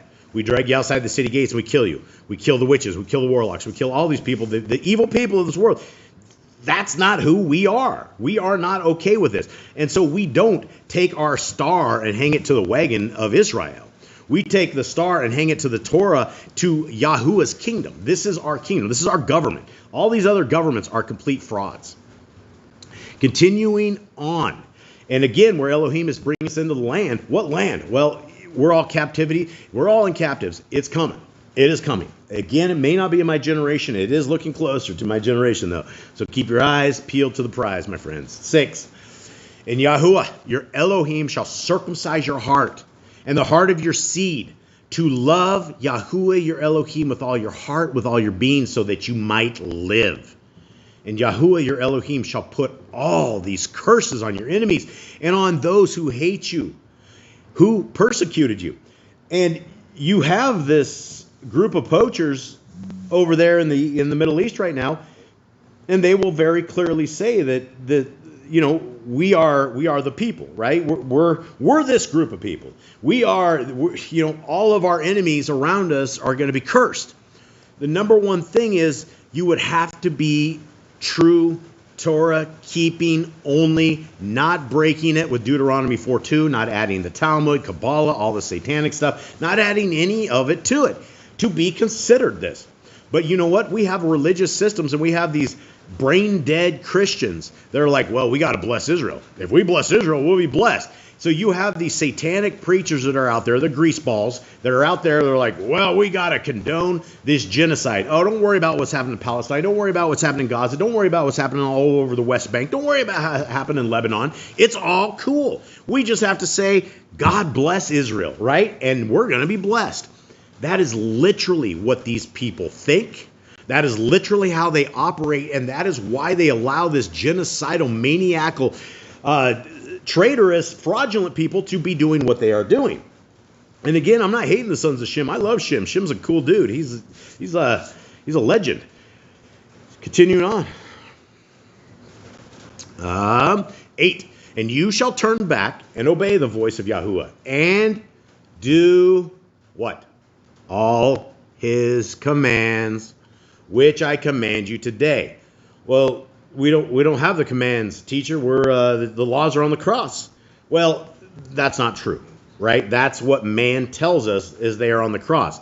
And if you want to be foolish and go, okay, they're on the cross, yuck, yuck, yuck, yuck, it makes no sense, right? What, do you want to beat up disabled people? Do you want to be a filthy Gentile? Is that what you want to be, right? We are called to come out of our Gentile ways. We are called not to be Gentiles. This isn't us, right? These are filthy people. The filthy people do not keep the commands of our Creator. That makes you a filthy person. 9. And Yahuwah, your Elohim, shall make you have excess in all the work of your hand, in the fruit of your body, in the fruit of your livestock, in the fruit of your ground for good. For Yahuwah turns back to rejoice over you for good as he rejoiced over your fathers. If, right? How do we get this? How do we get the excess of our hands? How do we get the fruit of a body? How do we get the fruit of our livestock? How do we get the fruit of our ground? Well, if we obey the voice of Yahuwah our Elohim. What else? To guard his commands and his laws, which are written in this book of the Torah. If you turn back to Yahuwah your Elohim with all your heart and with all your being.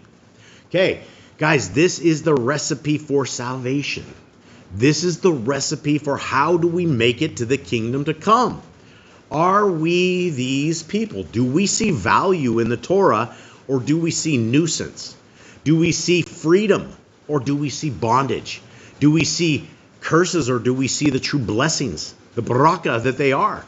We have to make this. And guys, it's not just for these people back in the day. We've gone over this before. This is for all generations, for the people that are here back then and the people in the future, us.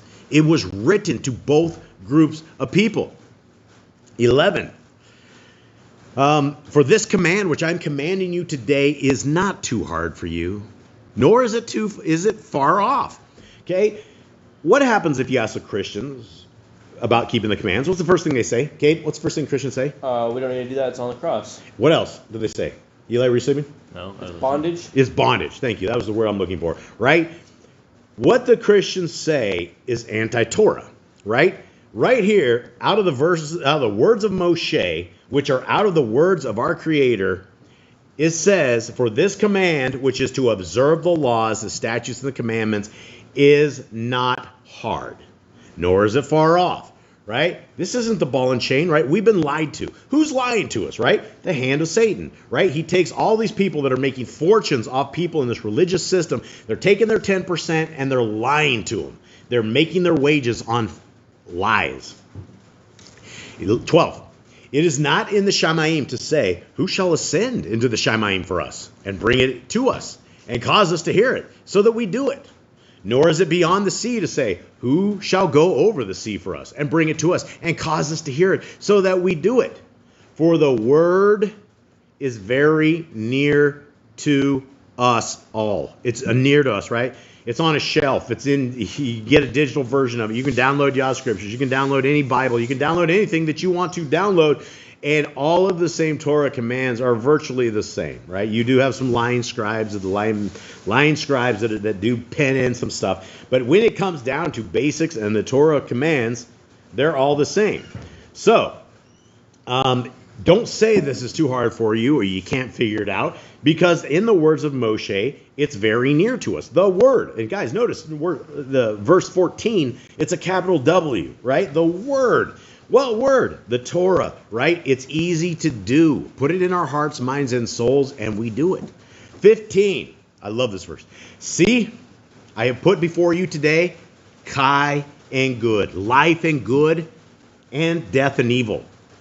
In that I am commanding you today to love Yahuwah your Elohim, to walk in his ways, and to guard his commands, and his laws, and his right rulings. And you shall live and increase, and Yahuwah your Elohim shall barak you in the land which you go to possess. You will be blessed.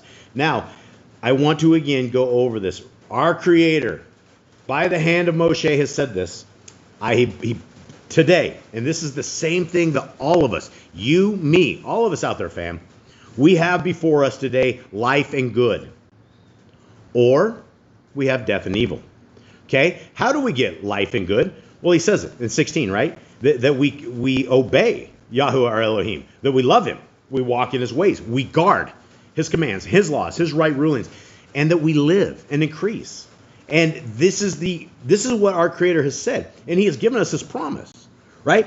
We're not falling on idle words. We're not falling on things that don't come true. I will tell you without a shadow of a doubt, being out here in this woolly, wild jungle, there is everything that can crawl out of the bushes and come kill us, right? It doesn't matter what variety of snake. Something can come out of the bushes and kill us.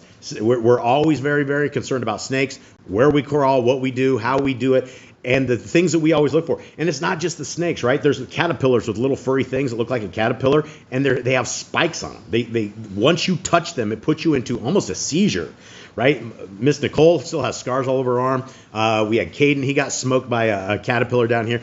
So you can't just see a caterpillar crawl on you and flag it away, because it could be the caterpillar of death. And literally, people will die from these things. And so we are looking at the promises of our Creator. It doesn't mean that nothing goes wrong for us, but I will tell you that more has gone right for us, and we have seen the supernatural ability of our Creator to protect us and to guide us and to make sure that we don't die, that He had a hand in allowing us to do the work, which has been Yah Scriptures. And so I'm not saying this as somebody who hasn't seen the results of what our Creator can do. I have seen it especially over the last decade, time and time again, we have gotten into issues, problems, fighting the wrong people, duking it out with something here or there, somebody coming at us, enemies coming at us.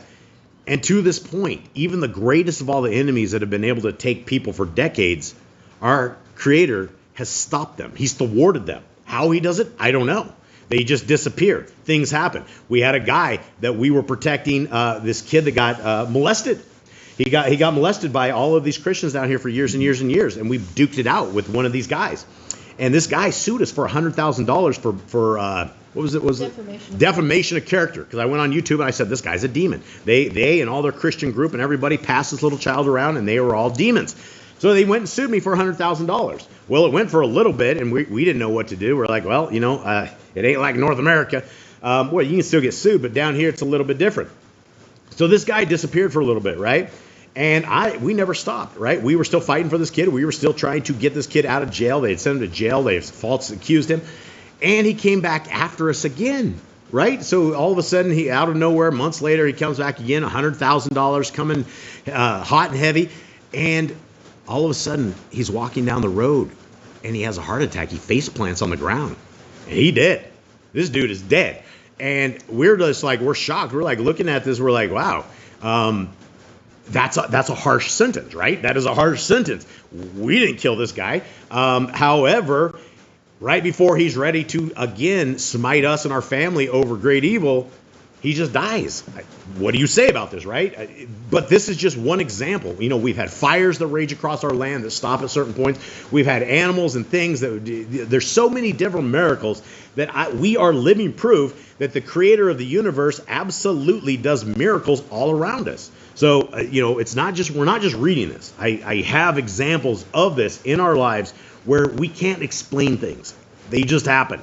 And once you have had enough of those, that things just kind of happen and you're not really in the same control you think you are, then we're just like, oh, okay, Yah just did this, or Yah just did that, or we made this mistake. And we will very clearly make mistakes, and before the day is done, everything we thought in one direction went the other way. It's just like the rug under our feet, and we're like, wow, I guess Yah didn't want this to happen. And that's just how we work, is that, okay, well, and it's amazing that our Creator does this, because I will tell you, I would be long gone if our Creator had not done this with the kind of action this family's always into. Continuing on. But if your heart turns away and you do not obey, and shall be drawn away, and shall bow down to other mighty ones and serve them, I have declared to you today that you shall certainly perish. You shall not prolong your days in the land which you are passing over, the Yarden, the river, to enter and possess. I have called the Shamayim, the heaven, and the earth as witness today against you. Okay, there's two different witnesses, right? In the scriptures, we're always dealing with witnesses, right? At the behest of multiple witnesses is a matter established. So today, our Creator has said, look, I want you to keep my laws, statutes, and commandments. If you do, I'm going to bless you. I'm going to keep you. I'm going to do supernatural things that make you sit on YouTube telling everybody that supernatural things happen to you. or we're going to have horrible things happen, and our witnesses are literally heaven and earth, right? And when you see and you read creation and you read the Apocrypha and the various different books, it's very clear that like the sun is male, the moon's female. Did I get that right or wrong? Yeah, I think it's right. But there's like male and female to all of this stuff, right? And so we literally have witnesses of a creation of our Creator that literally, if we fail this, it's not anyone other than the creations of our Creator that have done this. So he's called Shamayim in the earth as witnesses today against us. I have put before you Kai and death, the baraka and the curse, the blessings and the curses. Therefore, you shall choose life, Kai, so that you live, both you and your seed, to love Yahuwah your Elohim, to obey his voice, and to cling to him, for he is your Kai. He's your life, right? This is it, right? If you guys don't have the feeling that Yahuwah runs your life, we must realign this, because this is what we need. We need the director, creator, engineer, designer of the universe, the one that created every freckle, every hair, everything that we have. We need him to cling to us, right? We want him to be a part of this. We want to be a part of this kingdom run, right? If not, the people you'll hang out with are the Rumpsteins, right? If we don't choose Yahuwah, by default, we get the Rumpsteins. We get these deplorable, filthy, nasty, disgusting people that are so on Satanists. I don't want to hang out with these people. I don't want to be in this filth. It's just a terrible thing. Therefore, we must choose Kai so that we live, both you and your seed, to love your Yahuwah, your Elohim, to obey his voice, to cling to him, for he is your Kai, and the length of your days, to dwell in the land which Yahuwah swore to your fathers, Abram, to Yitzchak, and to Yaakov, to give them. All right, guys, beautiful book. Beautiful, beautiful chapter. Just incredible reading. Jade, will you please take us into Yaakov, James chapter 3. Yeah, we are with the disciple of Joshua, one of his direct disciples, and he tells us that we should be doing works. We should be obeying the law. And by our works, we can show our faith. And he tells us to take care of one another and to believe in Elohim. He tells us, basically, he gives us a pretty good breakdown of how our lives should be. Yeah.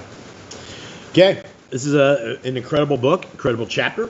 Lots of stuff to glean from this, guys. Lots of stuff we can help our Ruach get stronger in the kingdom road. Yaakov, James, chapter 3.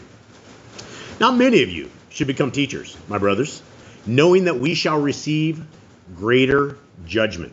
Okay, those are hard words. Boys, explain them to me. So those who teach, they receive a greater punishment. If you teach wrongly or you lead people astray, then you are judged more than a regular person would be judged if it doesn't teach. Yeah. Guys like Paul Washer, right? Paul Washer, we grew up with Paul Washer. And Paul Washer, for a Christian, is a good Christian. He's like right at the edge of where he could be an incredible Torah keeper, but yet he keeps pushing this Christian narrative. Now, for all these big preachers that have spent their entire lives telling people that salvation comes from Jesus Christ alone and nothing else, and these people go to their deathbeds, and they're like, well, Paul Washer told me this. He's a preacher. Isn't he your preacher? And Messiah's going to say, my friend, I didn't know you. You don't know me. You have to depart from me. And so when a teacher is a teacher, and it's a heavy responsibility, right? It is one of these things I do oftentimes worry about, and there are certain things I definitely won't touch because I do not believe that I am qualified to bring things out in various forms. It's one of these things that, as far as the Torah goes, that's pretty black and white, right? When you read the scriptures, it becomes very clear that is what the doctrine is. And so when we do something other than that, it's outside of it. And just like when Messiah Yahushua said that every life that we affect, like a pebble in a lake, a perfectly clear lake, you throw a pebble in there, right? What do you get? You get ripples. Ripples fly out. And it's Messiah Yahushua in the book of the Nazarene, the book of Khalidi, that says every one of those ripples that we touch in either a negative or a positive way, we will be accountable for. A lot of the generational curses, right? A lot of these things that we have out there teaching our kids wrong. Our kids grow up and do crazy things. Everything that we have done, whether it be good or bad, will come back to us on the day of judgment.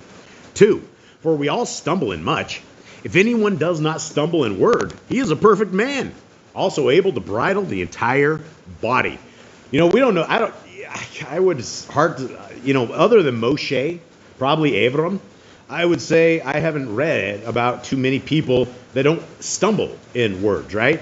We all do it, right? Every single one of us. It is very, very, very clear that, we can do unrepairable damage with a simple sentence, right? We can crush the heart, mind, and soul of our loved ones. We can hurt people in a way simply, 5 words, 5 letters, a couple of them. I mean, if somebody says, I hate you, right? And they mean it. Can you imagine what that does when kids say that to their parents and various things like that, right? Our words are essentially a reflection of our heart.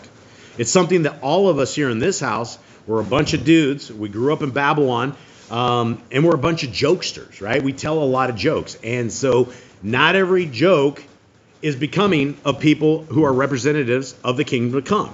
And so we're always trying to remind everybody here that we did come out of Babylon, but it is our job to get rid of that Babylon in us, right? Get rid of these jokes. Get rid of this. And, it's one of these things that, I remind my boys often and myself, if what I am saying am I going to be saying this when our Messiah is standing in front of us? Are you going to be saying this joke? Are you going to be making fun of somebody? What are you going to be doing? And the answer, if we're honest, is we're not going to be doing it, right? We're going to be on our very best behavior because we're going to know that in the room with our Messiah in there, he's probably going to probably cane us when we're evil, right? He's probably not going to cane us, but I mean, at the same time, you're not going to be the same people that we are when we don't do it. But we have to understand that every word and every deed, whether it be good or bad, is recorded on the tablets of the greatest DVR system that has ever been recorded, right? It's all coming back to us, and it's going to make Judgment Day probably a little bit tough for all of us. 3, look, we put bits in the mouths of horses for them to obey us, and we turn their body. Look at the ships too.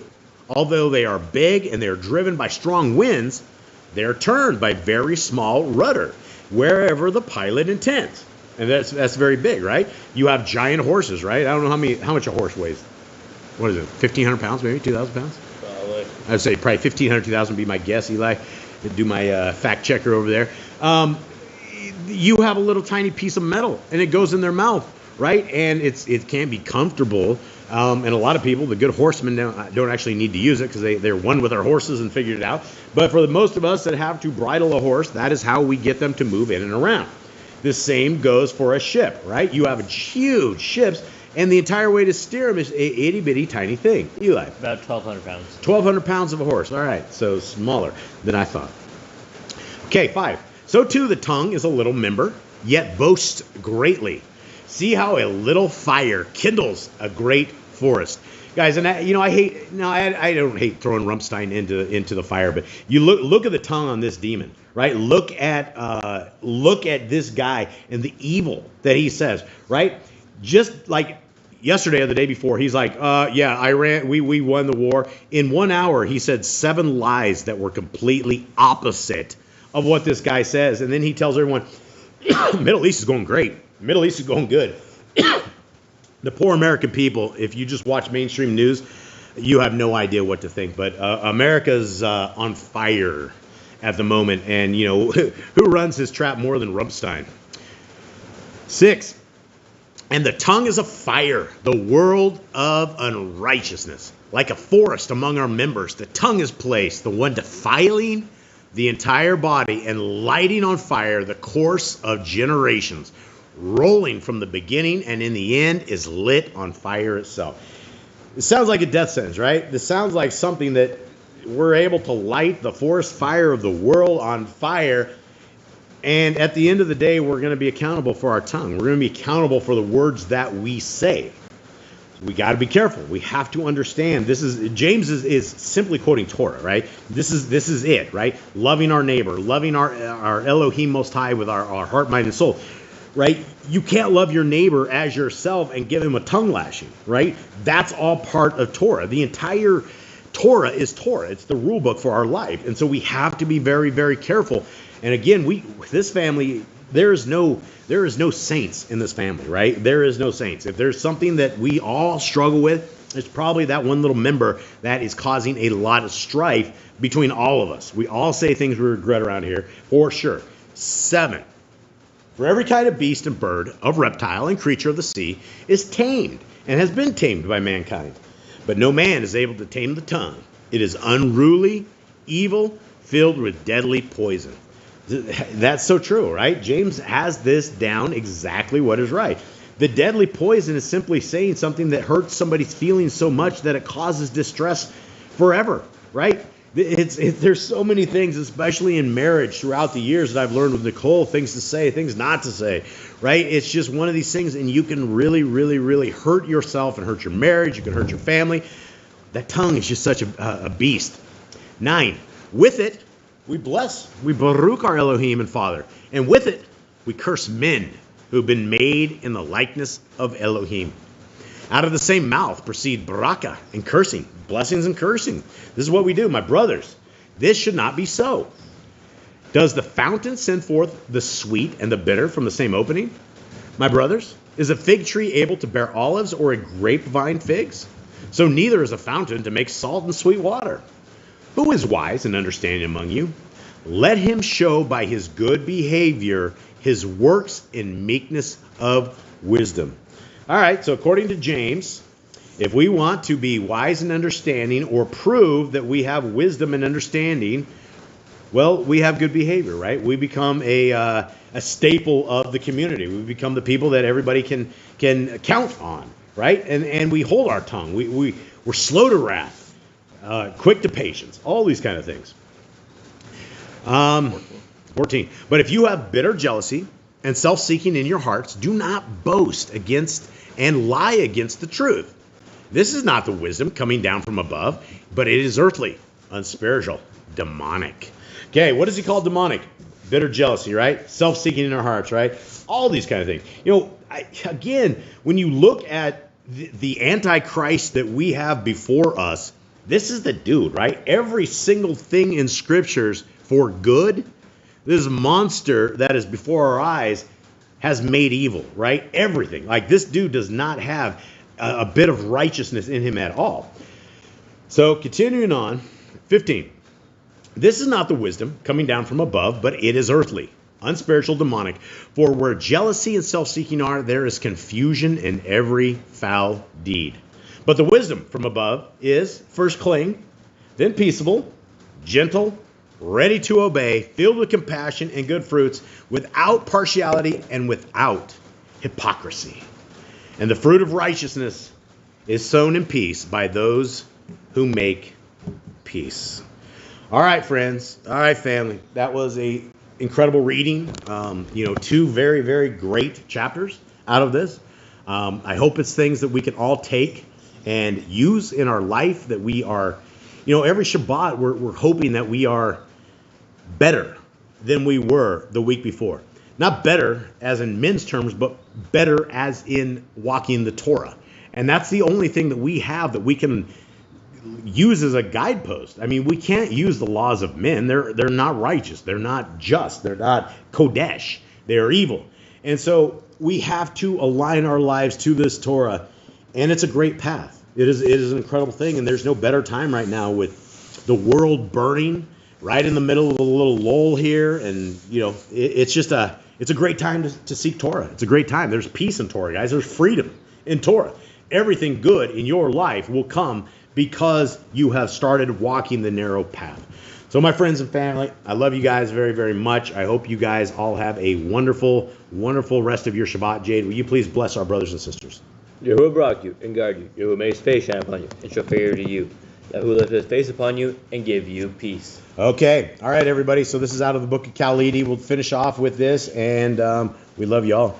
Shalom, shalom.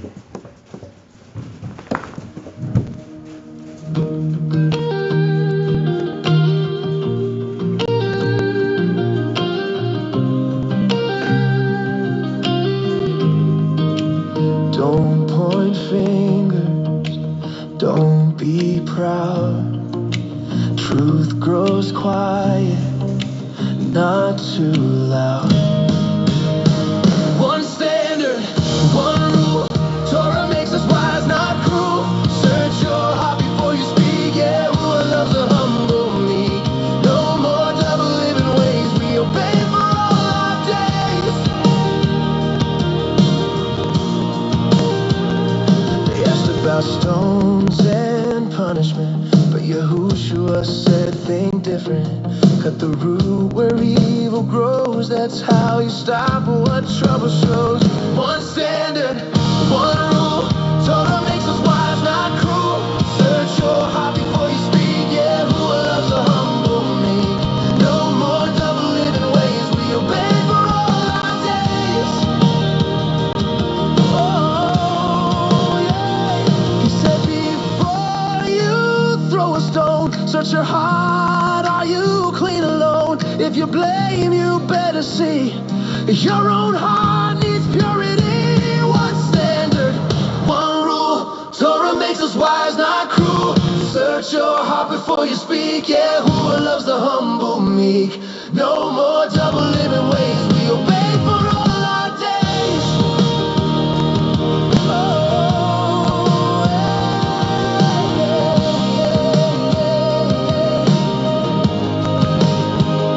He said some men have two rules, one for wives and one for fools. But Torah truth is fair and right. Same rule shining in the light. One standard, one rule. Torah makes us wise, not cruel. Search your heart before you speak. Yahuwah loves a humble meek. No more double living ways. We obey for all our days. He said, stop blaming other doors. If you walk in sin, you chose. So we obey, we stand upright with clean hearts in Yahweh's side. One standard, one rule. Torah makes us wise, not cruel. Search your heart before you speak. Yahuwah loves the humble meek. No more double living ways. We obey for all our days.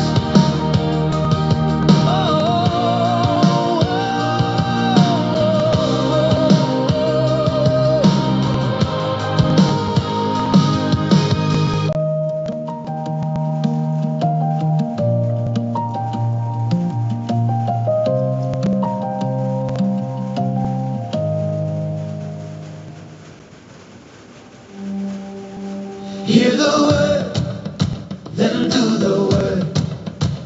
Not just sound you've always heard. Life and fire, truth pursued. Yahuwah said, hear and do. Shema Yisrael, hear it clear. Love Yahuwah, hold him near. Heart, soul, strength, all alive. Torah etched into the mind. Hear the word, then do the word. Not just sound you've always heard. Life and fire, truth pursued. Yahuwah said, hear and do. Hearing only builds no ground. Storms will shake what's not found sound. Rockets Torah lived each day, not opinions tossed away.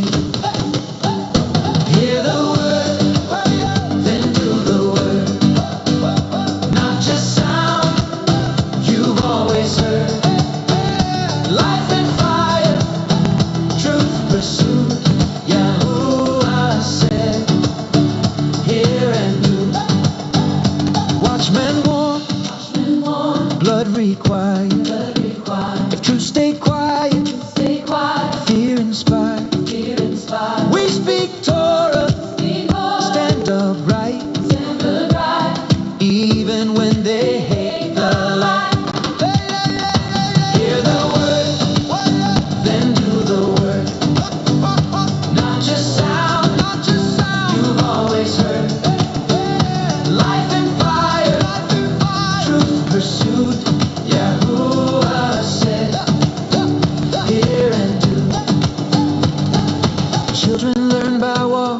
on straight. Not delay, not hesitate. Hear his voice, then walk it through.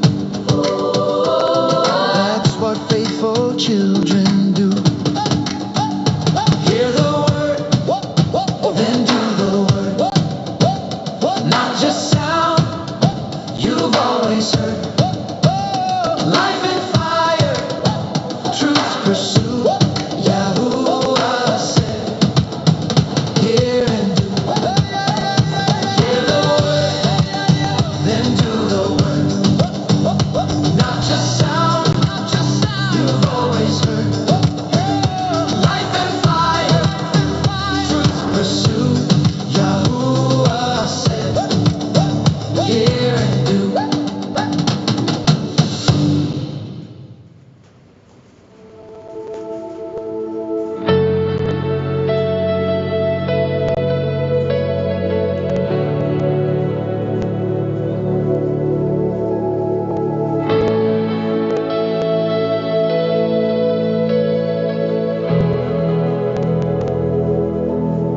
Look inside, don't pretend. Yeah, repairs what we amend. Two men went to pray that day. One was proud, one humble, great. The proud man praised his perfect life, but inside he held sharp strife. Pray like a mirror, not for fame. Yeah, cleanse hearts, always the same. The humble rises, the proud falls down. Torah true, earns his crown. The humble man stood far away. He said, yeah, help me obey. He knew his weakness, told the truth, and yeah, restored his inner roof. Pray like a mirror, not for fame. Yeah, cleanse hearts, always the same. The humble rises, the proud falls down. Torah true, earns his crown. If you hide behind fake glass, you'll miss the lesson, it won't pass. A chariot must be checked for flaws, or it will crash without Yah's laws. If you hide behind fake glass, you'll miss the lesson, it won't pass. A chariot must be checked for flaws, or it will crash without Yah's rounds. If you hide behind fake glass, you'll miss the lesson, it won't pass. A chariot must be checked for flaws, or it will crash without Yah's laws.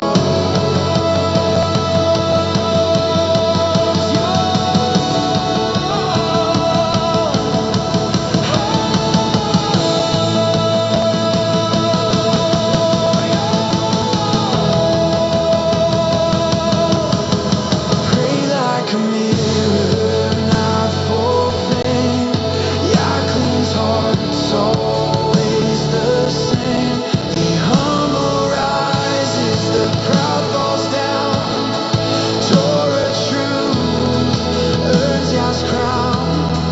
So we pray with honest breath, not just words but life and death.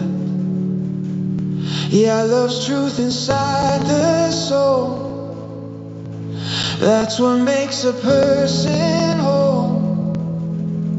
Pray like a mirror, not for fame. Yeah,